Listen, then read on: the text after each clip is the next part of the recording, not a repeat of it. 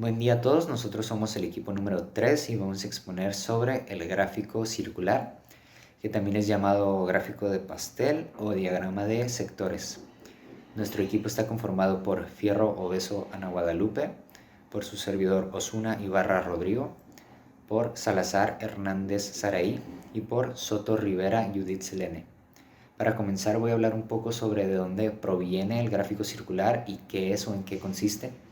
Así es que para remontarnos a los orígenes de los gráficos estadísticos, tenemos que irnos al siglo XVII con la publicación de ciertos trabajos de René Descartes que son sobre los fundamentos de la geometría, ya que la geometría pues, es la base para todos los gráficos estadísticos.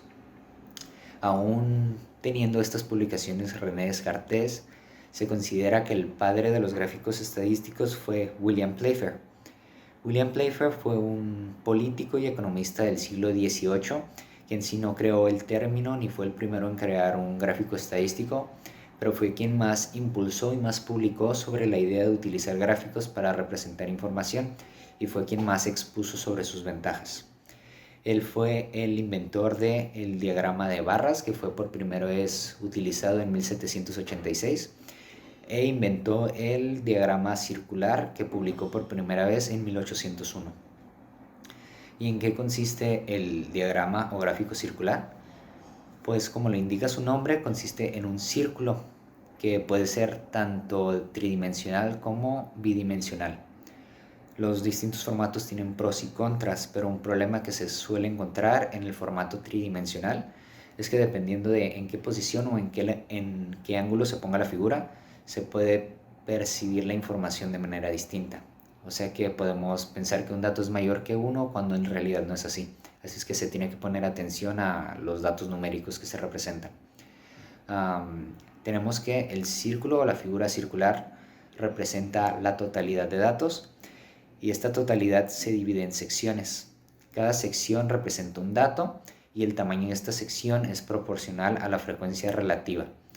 Para encontrar el tamaño que tendrá cada sección en términos de grados, se multiplica la frecuencia relativa por los 360 grados que encontramos en un círculo y eso daría como resultado los grados que corresponderán a cada dato. Por último, pues cabe mencionar que lo más usual es que se represente la información en forma de porcentajes encima de cada sección. Hola, buenos días. Mi nombre es Ana y hoy les voy a decir para qué sirven los diagramas circulares.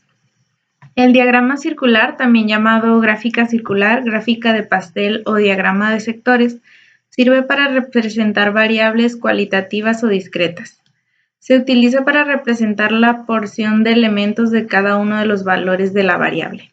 Consiste en partir el círculo en porciones proporcionales a la frecuencia relativa y entiéndase como porción a la parte del círculo que representa cada valor que toma la variable.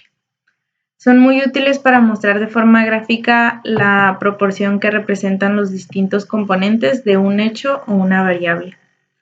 Estos muestran la importancia relativa de las diferentes cantidades. Cada elemento o categoría recibe un segmento en proporción de su importancia relativa. Son utilizados en aquellos casos donde nos interesa no solo mostrar el número de veces que se da una característica o atributo de manera tabular, sino más bien de manera gráfica, de tal manera que se pueda visualizar mejor la proporción en que aparece esta característica respecto del total. Las gráficas del pastel no deben usarse para mostrar relaciones entre las categorías. Es más fácil realizar comparaciones con las gráficas de barras. Tampoco deben usarse para mostrar más de 5 categorías.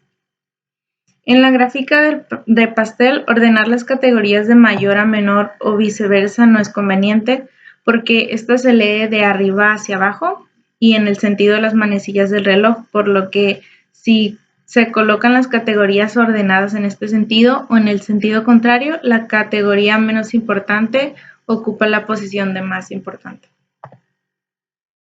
Debido a que en la gráfica de pastel lo más importante es mostrar el porcentaje o proporción que le corresponde a cada categoría y no el orden, son más adecuadas para representar variables nominales en lugar de ordinales.